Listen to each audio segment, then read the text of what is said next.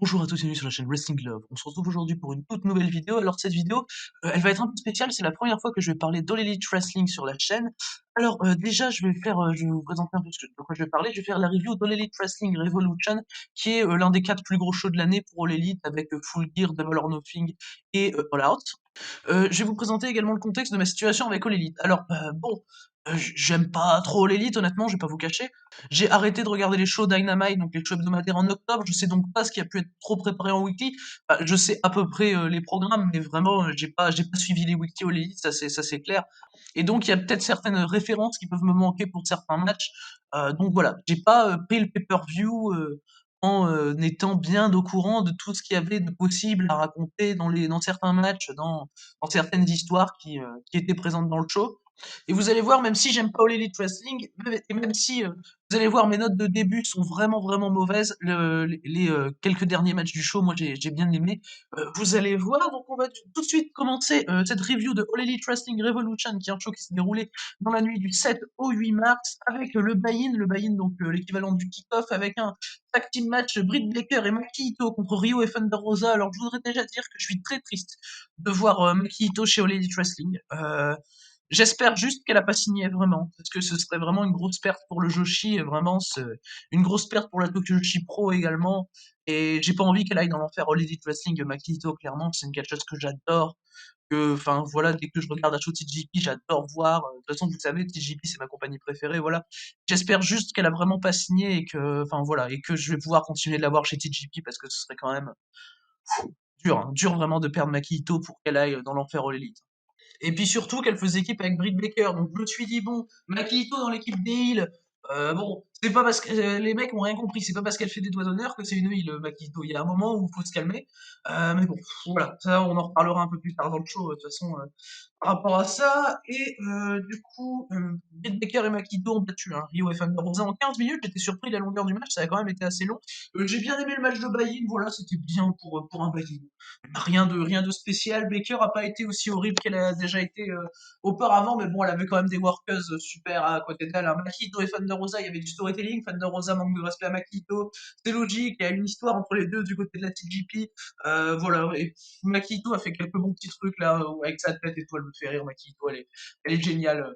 Voilà, c'est super charismatique. Et Makito et Thunder Rosa ont clairement charisme selon moi. Rio a fait quelques bons trucs. Et Britt Baker était pas dégueulasse, voilà, j'arrive sur un 2,25 parce que c'est une fin de merde, voilà, c'est vraiment la fin, c'est une fin de merde, c'est Reba qui est résistante de Britt Baker, la manageuse de Britt Baker, qui intervient, qui donne un coup de chaise, il me semble, à Rio, il me semble que c'est un coup de chaise à Rio, et Britt Baker en profite pour faire le combat sur Rio, ça m'a vraiment saoulé. Voilà, sans le finish de merde, j'aurais peut-être mis 2,5, je pense, ou 2,75, mais voilà, c'est un 2,25 pour moi. Et c'est pas un match dégueulasse, hein, loin de là, mais c'est average, voilà, c'est complètement average. Et, voilà, ça a sa place en kick-off pour ce que c'est pour moi. Et du coup, après le kick-off et cette victoire de Britt Baker et de Maki Ito, on va maintenant passer à la carte principale. À la carte principale où il y avait tout d'abord en opener le match pour les championnats par équipe, dans l'Elite Wrestling, avec les Young Bucks, Matt Jackson et Nick Jackson contre Chris Jericho et MJF. Ça a duré 18 minutes. Et on a eu une victoire des Young Bucks dans un match qui est mon deuxième match le moins préféré du show. Hein, clairement, c'est un match classique Young Bucks Spot Monkey où j'aime pas le plupart de leurs spots. Où par exemple, t'as MJF qui est sur l'apron, t'as je sais plus si c'est Matt ou Nick, t'en as un des deux qui le prend en Rana, en position de Rana alors qu'il est dans le ring. Et MJF reste sur l'apron et t'as son coéquipier qui fait un single leg dropkick sur MJF, sauf que le but de prendre MJF en Rana, c'est clairement Spot Monkey, et c'est des petits trucs comme ça qui me sortent du match où MJF il fait son heel work qui est toujours assez gênant. Hein. Moi j'aime pas MJF honnêtement. Autant in-ring ça va, anti-catch moi j'aime bien, mais niveau heel work j'ai beaucoup de mal avec MJF, là où la plupart des gens l'adorent. Mais voilà, et le finish du match avec la super kick partie, oh là là, avec les Young Bucks qui font plein de super kicks et tout. Pendant le match, t'as également les Young Bucks qui font un move des Motor Steam Machine Guns à partir de la troisième corde. Enfin voilà quoi. Il n'y a pas besoin de se branler sur les autres équipes, sur les autres grandes équipes pour être une vraie équipe. Les Young Bucks, c'est ce que, enfin voilà, c'est un peu ce qu'ils font. Mais quand c'est pas Spot Monkey, ils font ça, donc bon. À la limite, je préfère qu'ils fassent ça plutôt qu'ils soient Spot Monkey comme ils le sont, mais voilà, pour moi, les Young Bucks, ce sont pas une bonne équipe. Et voilà, moi je mets 2 parce que Je me suis vraiment ennuyé, le match a jamais décollé pour moi, 18 minutes qui sont vraiment inintéressantes et une conservation logique selon moi des Young Bucks avec leur fameux Meltzer Driver qui est également très spot monkey, je précise. Du coup, après ce match pour les championnats par équipe, on va passer maintenant à la Casino Tag Team Battle Royale où il y avait beaucoup d'équipes, hein. Il y avait Pac et Ray Phoenix, les Beer Country, Jungle Boy et Luchasaurus, Matt Sydal et Mike Sydal, Private Party, SCU, Butcher and the Blade, le Dark Order, Alex Reynolds et John Silver, le Dark Order 5 and 10, le Dark Order Evil Uno et Stu Grayson, parce que le Dark Order c'est un clan de plein de gens et du coup ils mettent trois équipes dans le match. Il y avait le Gun Club, le Inner Circle avec Ortiz et Santana, le Natural Nightmares, César Bononi et Peter Avalon et Brian Pillman Jr. et Grid Harrison. La bataille royale a quand même duré 26 minutes 45. Je sais pas si vous vous rendez compte, 26 minutes 45 pour qu'au final ce soit pas Ray Phoenix qui gagne le match avec un mauvais finish. Bon, et puis le match en lui-même, je le trouve pas spécialement bien booké, honnêtement. LAX se fait éliminer très rapidement dans le match, comme une équipe random. Et ça, honnêtement, ça m'a vraiment saoulé pour LAX. C'est à la fin, tu finis avec Jungle Boy, Pac et Ray Phoenix. Jungle Boy arrive à éliminer Pac, et puis à un moment, t'as Ray Phoenix. Ray Phoenix, moi, dans le match, de toute façon, Ray Phoenix, je le trouve assez insupportable, honnêtement. Ray Phoenix, quand il monte sur la troisième corde, qu'il fait ses spots, alors qu'il sait que c'est une bataille royale, désolé, mais ça marche pas avec moi, Ray Phoenix, là, sur ce coup-là. Ray Phoenix, j'ai trouvé insupportable dans le match. Il fait un suicide dive dans une bataille royale. Bon, monsieur, quand est-ce qu'on va vous apprendre que c'est complètement inutile ce que vous venez de faire? Pour le coup, le truc du suicide dive m'a vachement dérangé. Le finish, c'est quelques retours de Jungle Boy, quelques retours de Ray Phoenix contre les cordes. Oh là là, il y a un retour, mais il y a pas besoin d'être épique pour rien, les mecs. Calmez-vous. Et Ray Phoenix arrive à éliminer Jungle Boy. SCU fait un bon taf dans le match. Voilà. Franchement, SEO sont restés assez longtemps même dans le match, hein. Et franchement, je les ai bien aimés. T'as au moment QT Marshall qui s'élimine lui-même parce qu'il est pas content que Dustin Rhodes n'ait pas aimé qu'il élimine à lui tout seul le Gun Club. Du coup, QT Marshall dit bon, bah, vous faire foutre, et il s'élimine lui-même pour faire chier Dustin Rhodes qui va se faire éliminer un peu plus tard. Donc ça m'a vraiment saoulé aussi. Et moi, je lui mets 1,75 cette bataille royale. Pour moi, elle est très mauvaise.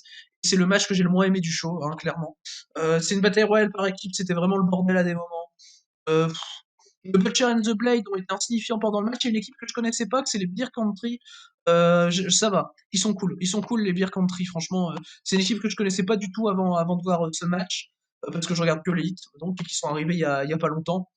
Mais franchement, ils ont été cool pendant le match. Voilà, ils ont fait quelques bons petits spots. Mais voilà, victoire du Death Triangle, Pac et Ray Phoenix qui auront donc probablement une chance pour les titres par équipe des Young Bucks. Donc, prochainement. On va maintenant passer après cette bataille royale au match pour le championnat féminin dans l'Elite Wrestling. C'était le match qui m'a hypé le plus du show. Et même le seul match qui m'a hypé dans ce show, honnêtement. C'était Hikaru Shida qui défendait son titre contre Ryo Mizunami. Ça a duré 15 minutes pour voir une victoire d'Hikaru Shida. Personnellement, le match, je lui ai mis 2,75. J'ai été quand même pas mal déçu. J'attendais beaucoup plus de ce match. Euh, Au début, t'as Mizunami qui a été assez gênante, qui a commencé à danser, à se foutre de la gueule d'Hikaru Shida, à faire des trucs, bah, je sais pas, moi, c'est pas ça ce que j'aime chez Ryo Mizunami, personnellement, et pour le coup, elle pourrait faire beaucoup plus de choses utiles dans le match, Ryo Mizunami, mais bon, ça m'a commencé un peu à me saouler. Et au moment où je commence à rentrer dans le match, qui commence à te faire un match AEW classique où il faut plein de kick-out de finishers, mais les finishers, ça sert à quoi si c'est pour faire ça? Les finishers, ça sert à rien, alors ok. Et du coup, bah, le match, je lui mets 2,75, là où j'aurais pu mettre un bon 3,25 si j'avais continué à être investi jusque la fin. Mais pour moi, la fin est vraiment mal bookée, vraiment mal faite, brouillonne. 20 000 kick-out de finish, j'en ai pas besoin, désolé. Je préfère une transition, une belle transition, bien propre, bien travaillée, un finish, une fin, propre, sans problème. Et là, le match du méthode 75, et en plus, ce qui me saoule, c'est qu'au moment où je commence à être vraiment investi, le match commence à me saouler un peu plus, parce que franchement, il y a des super échanges, vraiment. Shida, elle te met des coups d'avant-bras, des fois, ouf, tu fais, ah oui, ok. Et non, mais franchement, il y a des trucs super cool dans le match, hein, c'est pas ça, mais vraiment, le finish du match me dérange beaucoup et moi je mets 2,75 à ce match, donc et avec une conservation d'Hikaru Shida. On va du coup passer au fameux après-match. On a Britt Baker, Maki Ito et Ribal qui attaquent nos amis Mizunami, Thunder Rosa également qui viendra défendre, enfin voilà, Shida qui défend Ryo Mizunami et du coup t'as Maki Ito, tout ça qui se casse. Euh, voilà, c'est pour builder un Baker contre Shida pour le titre All Elite. Baker veut lui prendre le titre, malheureusement. Et pauvre Makito qui se retrouve donc officiellement en heel aux côtés de Britt Baker et j'ai envie de convulser. Voilà, pauvre Makito, hein, voilà. Clairement, j'espère juste qu'elle va pas signer. Clairement. C'est vraiment une grande peur là pour moi là, que Makito signe là. C'est.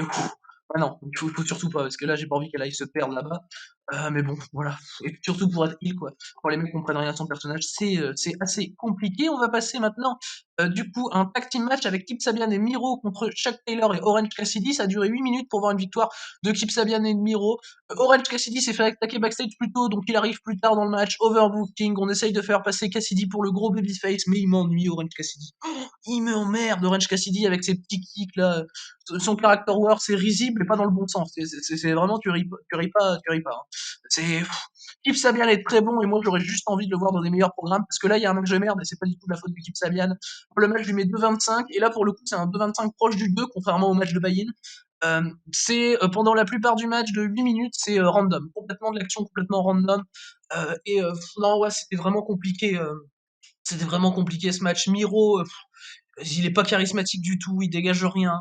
Euh, Heureusement que c'est Sabian et Miro qui ont gagné le match, mais j'espère juste de voir Sabian un peu plus haut chez All Elite parce qu'il mérite, il est fantastique. Type Sabian, je l'adore ce mec. Et ouais, mais franchement, la chose la plus dérangeante pour moi dans le match, c'était Orange Cassidy. Et voilà, je mets 2,25 à ce match qui est assez random dans la carte. On va maintenant passer au prochain match. Et le prochain match, c'est un big body match entre Adam Page et Matt Hardy. Ça a duré 15 minutes pour voir une victoire d'Adam Page avec sa buckshot lariat. Adam Page a été pour remporter ce match aidé par le Dark Order, ce qui m'a pas dérangé. Voilà, les interventions de fin m'ont pas dérangé. Personnellement, c'est mon deuxième match favori du show, honnêtement. L'in-ring est très bon, des bons spots à l'extérieur du ring, très bien amené. Je suis surpris de voir un aussi bon match de Matt Hardy in-ring en 2021. Honnêtement, clairement, je suis vraiment surpris et agréablement pour le coup.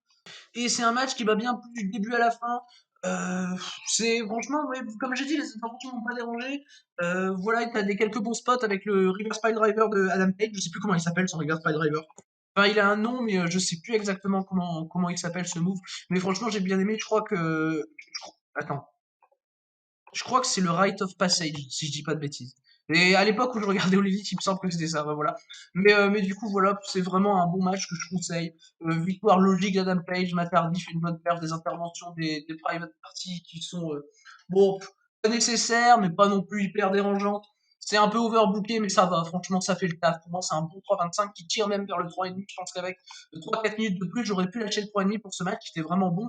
Et que je conseille. Donc voilà, vous voyez, au début, mes notes n'étaient pas ouf du tout, mais là, ça commence à s'améliorer. Là, c'est là où le show commence à s'améliorer. Mais du coup, on va d'abord passer au ladder match avant que le show s'améliore vraiment, parce que tu as un ladder match que j'ai pas aimé. Là, juste après, ladder match pour déterminer le prochain challenger au championnat TNT de Darby Allin, avec dans ce ladder match Scorpio Sky, Cody Rhodes, Lance Archer, Max Caster, Pentagon, et également un nouvel arrivant du côté de l'Elite Wrestling qui était participant mystère de ce match, c'est Ethan Page qui arrive donc d'Impact, donc du deuxième show, même du troisième show, parce que de l'Elite Wrestling, on va dire. Voilà, donc Ethan Page qui va d'AEW à AEW, c'est assez, bah, voilà, assez peu commun, mais Ethan Page qui est donc participant mystère de ce ladder match. Et le match va durer 23 minutes pour voir une victoire de Scorpio Sky qui va donc affronter Darby Allin pour le titre. Bon, au moins, Scorpio Sky a gagné. Pour moi, je suis content de voir ça. Mais franchement, c'est vraiment le match typique. Le match typique AEW avec plein de spots où il n'y a pas besoin de les faire, où il n'y a pas de transition, trop de spots pour rien. T'as un moment, t'as le Canadian Destroyer de Pentagon sur Cody qui doit partir en backstage parce qu'il est blessé à cause du Canadian Destroyer sur l'échelle. Juste après le Canadian Destroyer, tu te tapes une grosse souplex à l'extérieur du ring. Je crois que c'est de Scorpio Sky. Tu fais, mais putain, mes transitions, les mecs. Si ça a trop de spots pour rien, des trucs comme ça me sort des matchs. Et quand Cody revient de sa blessure d'un Canadian Destroyer, je rappelle, un Canadian Destroyer, un move sur la nuque, et il vend son bras. Comme s'il était blessé au bras, ce qui est complètement. Alors peut-être que j'ai pas une histoire avec le bras de Cody Rhodes dans les Dynamite, mais sinon, pour moi, ça tient pas debout ce qui s'est passé. T'as des spots où t'as Lance Archer qui est au bord de gagner, et puis bah, tu sais pas ce qu'il fait trop, Lance Archer. Même Ethan Page, à un moment, il arrive avec KO Max Caster sur l'échelle, et il lui fait une sunset bomb du haut de l'échelle, alors que Max Caster est KO et que Page peut décrocher tranquillement le jeton. Mais bon, voilà, ça des petits trucs qui vont me déranger dans ce match. Il y a vraiment trop de petits trucs comme ça qui font que ce match est pour moi mal construit. Enfin voilà, et le meilleur mec du match, je dirais que c'est Lance Archer. Franchement, Lance Archer a bien joué son rôle de big man, où il a dominé, où il a eu cette bonne séquence de domination, où il a vraiment montré montrer du charisme pendant ce match. J'ai vraiment bien aimé le work de Lance Archer, mais c'est tout. Moi, ce match, je lui mets 2,75 parce que le ladder match, sur le papier, l'in-ring est bon, hein. Il n'y a pas de souci avec ça. Les catcheurs font leur taf, il n'y a pas de souci. Mais pour moi, la construction du match est vraiment pas bonne et j'arrive à 2,75 malheureusement. Alors que moi, les moves sont bien effectués, ça, il n'y a aucun problème avec ça. Franchement, c'est vraiment le match qui tient pas debout selon moi, ce ladder match. Du coup, voilà pour ce match remporté par Scorpio Sky. On va maintenant passer tout d'abord, avant les deux derniers matchs du show, à une nouvelle recrue du côté d'All Elite Wrestling. À part Ethan Page, il y a quelqu'un d'autre qui a fait ses débuts chez All Elite Wrestling. Comme annoncé par le Big Show, il y allait avoir une nouvelle grande signature du côté d'All Elite Wrestling, et c'est Christian Cage qui fait donc ses débuts à All Elite Wrestling, alors qu'il y a un mois et demi, il était chez WWE. C'est quand même une belle surprise. Moi, personnellement, honnêtement, je suis pas spécialement content de voir Christian Cage chez All Elite Wrestling, étant donné quand même que l'Elite Wrestling est, je le rappelle, une compagnie qui se dit vouloir faire un produit différent de WWE et qui dit par conséquent qui critique, enfin, pas directement, hein, évidemment, je vais pas dire ce que j'ai pas dit, mais en gros le fait que WWE fasse des vieux et les jeunes à la poubelle. Et pour le coup, quand tu dis ça et que tu recrutes Big Show et Christian Cage, même allez Sting en 3 mois, bon, je peux me poser des questions pour le coup, et que tu les mets et que tu les mets à 3 dans ton pay-per-view, même s'il y en a deux qui catchent pas des trois, bon, c'est quand même culotté. Voilà. C'est quand même culotté de la part de l'Elite Wrestling, je trouve, de faire revenir Christian Cage et après de se dire vouloir une vraie alternative à WWE, c'est notamment pour des choses comme ça que j'aime pas du tout l'Elite Wrestling. Mais voilà, je m'en fous sur 5. De toute façon, je vais pas regarder les Dynamite, donc qu'est-ce que j'en ai à foutre.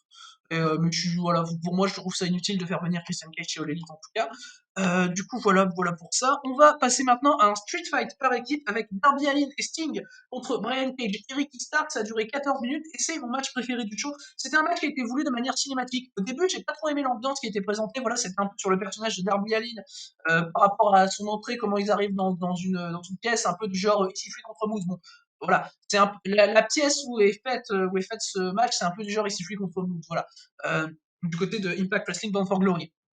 Et moi, c'est mon match préféré du show parce que Sting, franchement, fait pas une mauvaise performance. Euh, à part le fait qu'il gagne, moi j'aurais peut-être voulu plus Darby Allin gagner. Je pensais que c'était plus pour mettre over Darby Allin ce match. Mais à part le fait qu'il gagne, moi j'ai aucun problème avec la performance de Sting, il m'a pas ennuyé. Bons échanges entre Ricky Starks et Darby Allin, on peut clairement voir que les deux mecs se détestent, y a pas de souci. Brian Cage joue bien son rôle de powerhouse, un peu bâtard, tout ça, c'est très cool. Le match est très bon et j'ai été investi très tôt dans le match et moi je lui mets 3,5 à ce match, j'ai eu vraiment pas de problème à être investi. Il y a vraiment des très bonnes choses et Ricky Starks, c'est clairement l'un des gars qui peut représenter le futur sur l'Elite Wrestling. Il a que 27 ans, Ricky Starks. Du côté de chez NWA, c'était super. Et là, du côté de chez All Elite, bah, ça a l'air de marcher très bien. Et moi, j'adore Ricky Starks et pour le coup, je pense même que c'est le MVP du match parce qu'il fait vraiment une très bonne performance, en tout cas dans ce Street Fight. Et pour le coup, également bien construit. Il n'y a pas de spots qui vont me déranger. La stipulation est bien utilisée. Voilà, pour moi, c'était clairement un vrai bon match pour moi de 14 minutes où je me suis plu tout le long. Et donc voilà, victoire de Sting et de Darby Allin. On va maintenant passer au main event du show. Le main event du show qui était pour le championnat All Elite Wrestling. C'était un exploding Barbed Wire Deathmatch avec Kenny Omega qui défendait son titre contre John Moxley. Et donc bon, j'étais assez sceptique quant à l'annonce de ce match, honnêtement. Je me suis dit, bon, pourquoi pas. Ce match, je vais le dire tout de suite, j'ai duré 25 minutes, victoire d'Omega. J'ai mis 3,25. C'est un bon match, voilà, c'est un bon match. Il y a j'ai bien aimé, hein. J'ai bien aimé la plupart du match, mais il y a quelques petites choses qui vont me déranger dans le match. Et quand je vais parler de la fin, je vais pas parler de la fin du show en elle-même, mais de la fin du match plutôt, avec le One Wing Angel de Kenny Omega à travers une chaise pour remporter le match. En fait, ce qui me dérange beaucoup dans ce finish, c'est que tu as une intervention des Good Brothers, un beatdown sur Moxley. Derrière, Moxley va se dégager dans tomber d'Omega. Et Omega, la première chose qu'il fait, c'est Wyoming Angel à travers une chaise. Et bam, c'est fini. Je trouve ça tellement pas amené, c'est vraiment décevant. En tout cas, j'ai vraiment pas aimé le finish du match. Euh, Là, pour le coup, je parlerai du finish du show après, mais vraiment le finish du match, moi, j'aime pas du tout. Pas de transition, voilà. Et les explosions de ring pendant le match, c'est des pétards mouillés, enfin les explosions de ring, les explosions de barbelés. Pourtant, il y a des spots que j'aime vraiment bien, hein. Vraiment, il y a des spots que j'aime beaucoup. C'est par exemple Omega qui fout un coup de baseball en barbelé à Moxley, et le truc explose à la gueule de Moxley. Bon, j'ai vraiment bien aimé.